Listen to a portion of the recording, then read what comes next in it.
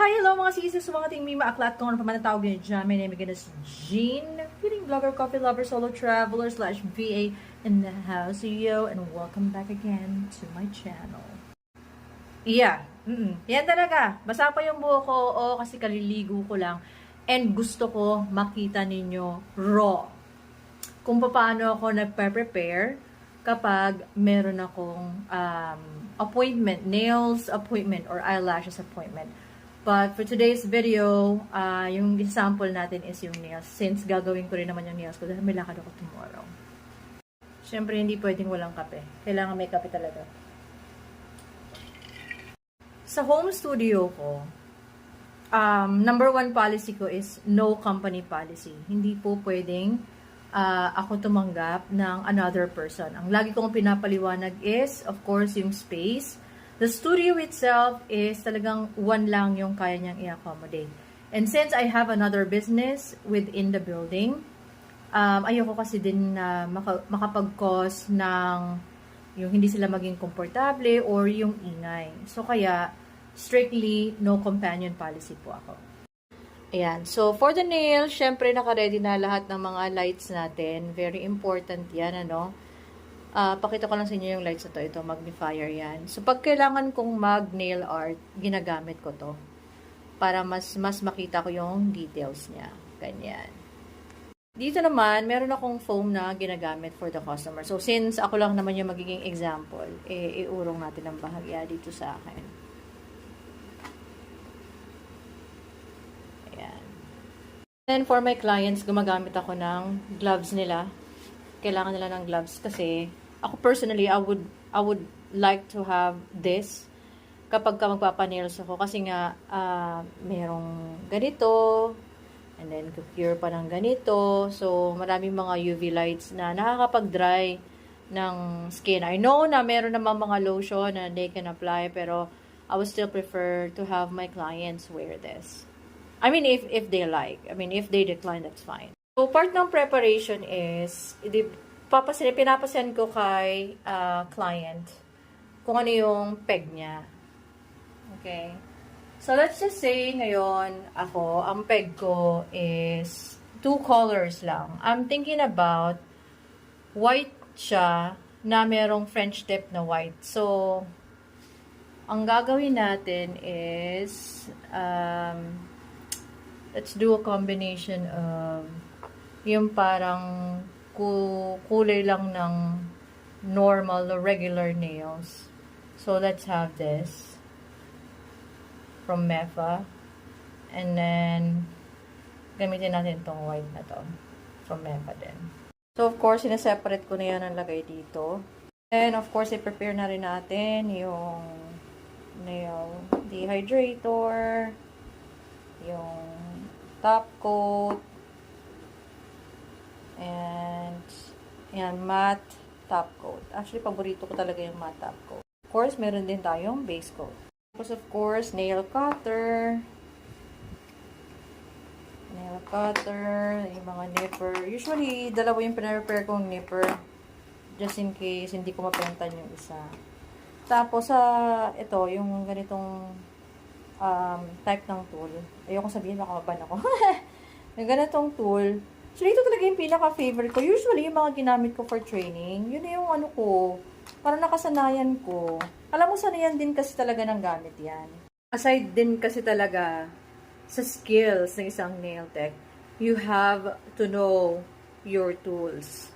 Kumbaga, parang sasakyan yan, yung parang nakukuha, parang ikaw na rin yung sasakyan mo, na-feel mo kapag ka, ay, teka, mapurol na, o kaya, teka lang, parang masyadong matalas, yung mga ganun tipo. So, since ako naman yung client for today, papatan lang natin ng pwestuhan ang ating mga lamps. Yan. Yan. Yung curing is fine. But, okay, let's have this one over here. Ayan, ganyan. Tapos clear dito. Tapos lagay dito. Actually, hindi talaga ako sa plain lang. Ayoko ng plain lang na nails. Pero dahil meron pa akong paghahanda, natanggalin ko rin kasi to like after maybe a week lang, natanggalin ko rin agad.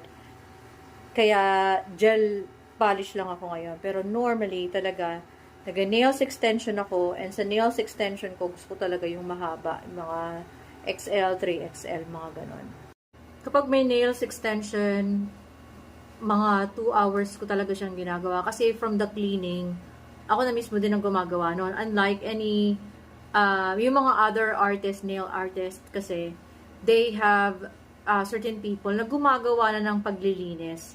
And then, ano na lang sa kanila yung mismong nails extension na. Ako hindi kasi from talagang the start from the get-go all the way up to the finish part. Mabilis lang yung prep kasi wala nang nails extension. Kasi dun pa lang sa anong tawag dito, yung shape mo sa nails, kung anong gustong shape ni customer, ni client. Tapos, try mo pa isa-isa kung alin yung fit sa nails niya.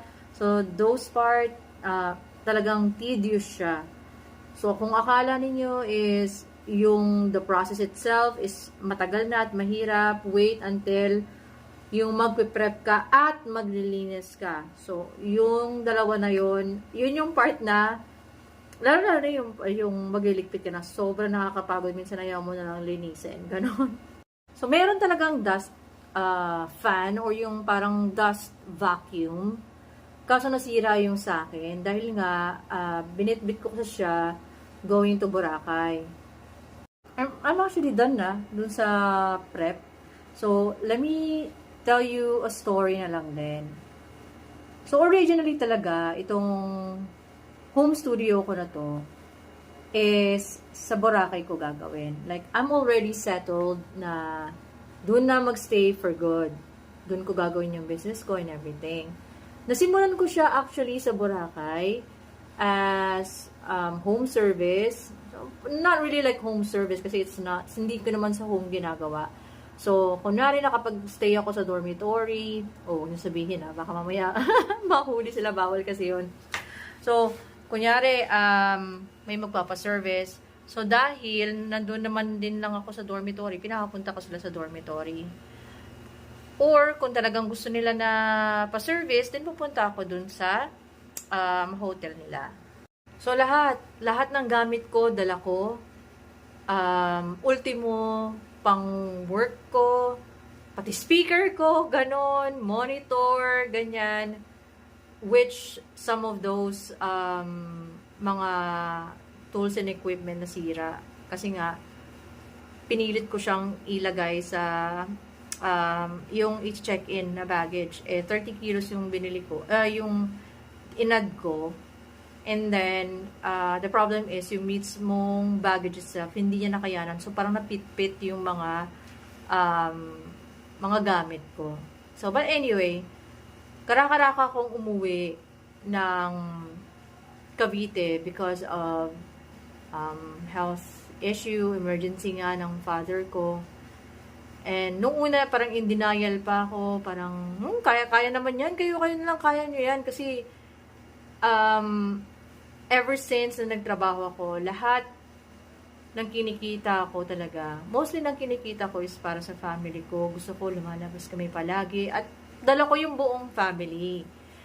So, parang dumating na sa point na sabi ko, okay, it's time na ako naman para sa sarili ko. I feel like it's already late, but you know what? Sabi nga sa akin nung newly found friend ko na wala naman talagang timeline. Ikaw ang magbibigay ng timeline sa sarili mo. And kung konti lang yung binibigay mo na timeline sa sarili mo, natural, may stress ka. So, why not go for something that you can control, which is your timeline? Ba't ka ba nagmamadali? Ano bang mga ganon? So, okay, na-realize ko rin naman, tama rin naman siya. So, kaya, karaka-raka akong umuwi dito sa Cavite, where supposedly, talagang nagawa ko na yung network ko doon sa Boracay. Anyway, going back, since most of tools ko is USB operated. So, kailangan nyo ng ganito. Kasi bihira lang naman yung extension cord na maraming USB port. So, there. So, ayan. Nakabukas na yung mga lights natin.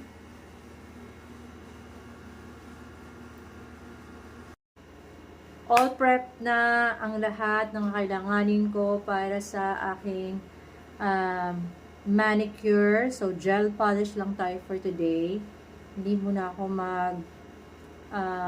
nails extension. Kasi, during the time when I was still training, 6 months na rin kasi talaga akong, more than 6 months na. 8 months. Mga 8 months na pala. Tinan mo, I lost count of time na. So, 8 months na akong nag-nails and eyelashes service. And, lagi, pag magpa-practice ako, I don't get models kasi. So, I do it on my own during pag walang may appointment sa akin. So, yung nails ko yung ginagawa kong training ground, pati yung sa feet ko. So, napansin ko talaga na super nag-dry siya. And, meron pa kang time na parang, ewan ko, ano yun? Ba't may lang ako? Kasi nga, halos every week, nagpapalit talaga ako ng nails. Like, gusto ko pagkalabas ko, gusto ko grand palagi yung nails ko, ganon. Parang gusto ko lagi show off. So, ngayon, medyo natutunan ko na pakiramdaman naman yung mga nails ko. And sabi niya siguro, maawa ka naman sa akin. Ganon. So, naawa po ako. Naawa naman ako. Kaya, medyo, as much as possible, umaabot ng mga 1 month na talagang hindi ako nag-gel polish, hindi ako nag-nail extension, most especially. And ngayon, siguro mga 2 weeks na, mahigit ako, na hindi naglalagay ng kahit ano sa aking nails.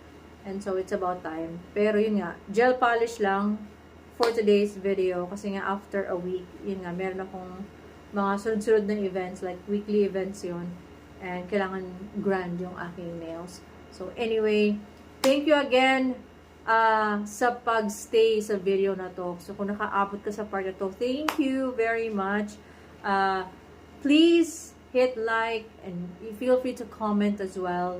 Any suggestions or whatever. Subscribe and hit the notification bell para every time na meron akong bagong content is updated ka. Ciao!